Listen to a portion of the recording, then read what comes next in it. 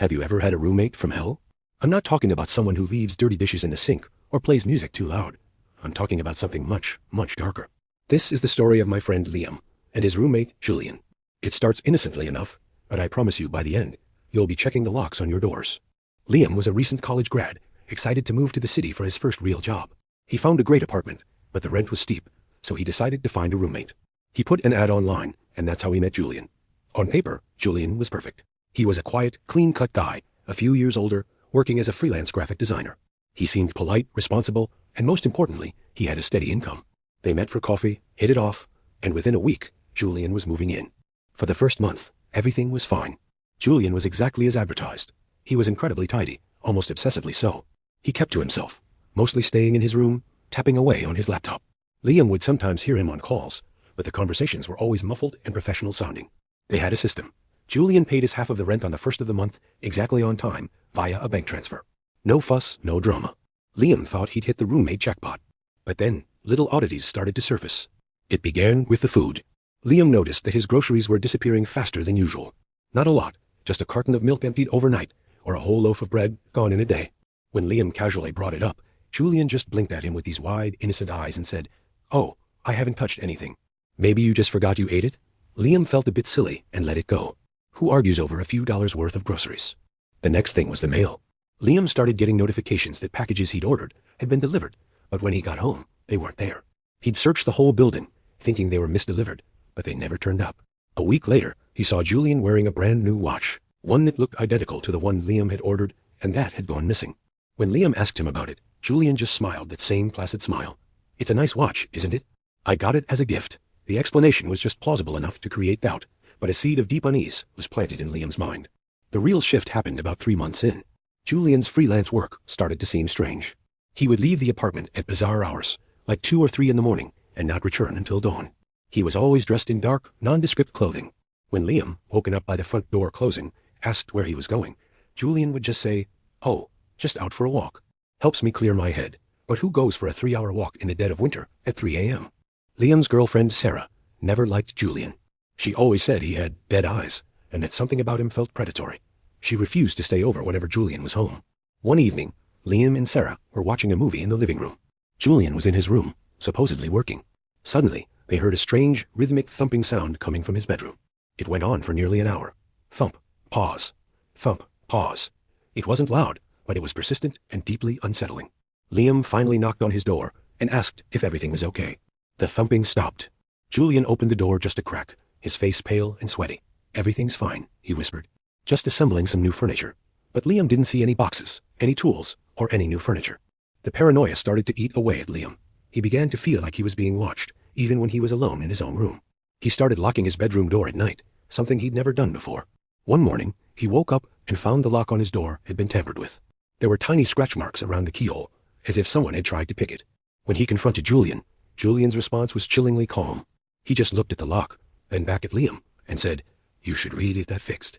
It's not safe to have a faulty lock in the city." He didn't deny it. He just deflected.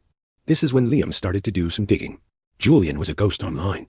No social media, no professional profiles, nothing. The name Julian Vance yielded 0 results that matched the man living in his apartment. It was as if he didn't exist before he answered Liam's ad. Driven by a mix of fear and desperation, Liam decided to do something he knew was wrong, but felt was necessary. He waited for Julian to leave on one of his late-night walks and went into his room. What he found was the stuff of nightmares. Julian's room was sparse, almost like a hotel room, except for one thing, the closet. Inside the closet, Liam found a large, heavy-duty footlocker. It was locked with a massive padlock. But next to it, tucked away in a shoebox, was a collection of items. There were wallets, a dozen of them, each with a different ID. There were sets of car keys, house keys, and several burner phones. And then, Liam saw a small photo album. His blood ran cold as he opened it. The album was filled with pictures of people, mostly young men around Liam's age. They were candid shots, taken from a distance. The men were walking down the street, sitting in cafes, entering their homes. They were all unaware they were being photographed. On the last page, there was a new empty slot. Tucked behind it was a small, recently developed photo. It was a picture of Liam, walking into their apartment building, taken from across the street. At that moment, Liam heard the front door of the apartment open. It was Julian. He was back early. Panic seized Liam. He shoved the album back, closed the closet, and slipped out of Julian's room, his heart hammering against his ribs. He managed to get back to his own room and lock the door, just as he heard Julian's footsteps stop right outside. There was a long, terrifying silence. Then, a soft, deliberate knock. "Liam?" Julian's voice was smooth, almost friendly. "Is everything all right?" "I thought I heard a noise." Liam didn't answer. He was frozen, clutching his phone, his mind racing. Who were the men in those photos? What was in the locked footlocker? He knew he couldn't stay there another second. He listened until he heard Julian move away from his door and go into the kitchen. This was his chance. He quietly opened his window, climbed onto the fire escape, and didn't stop running until he was several blocks away, hiding in an all-night diner. He called me from the diner, his voice shaking so badly I could barely understand him. He told me everything. I told him to go to the police immediately, so that's what he did. He went to the nearest precinct and told the officers on duty the whole story. At first, they were skeptical.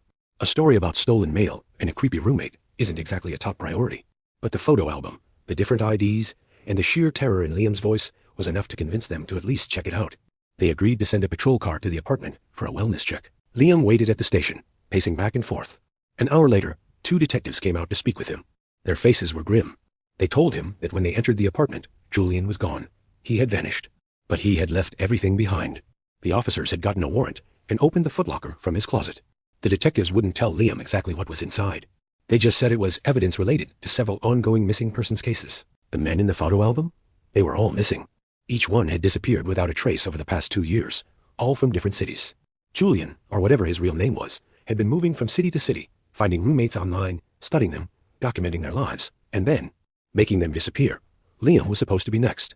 The empty slot in the photo album was for him. The police launched a nationwide manhunt, but Julian Vance was a phantom. The name was fake, the IDs were stolen, and every trail went cold. He was a professional, a predator who knew how to move through the world without leaving a trace. Liam had to move. He left the city and never looked back. He still has nightmares. He sees that placid, empty smile and those dead eyes in his dreams. He knows that somewhere out there, his old roommate is probably looking for a new one, answering another online ad, and preparing to fill another empty slot in his photo album. So the next time you're looking for a roommate, maybe do more than just a quick Google search. You never, ever know who is on the other side of that screen. Thanks for watching, and stay safe out there.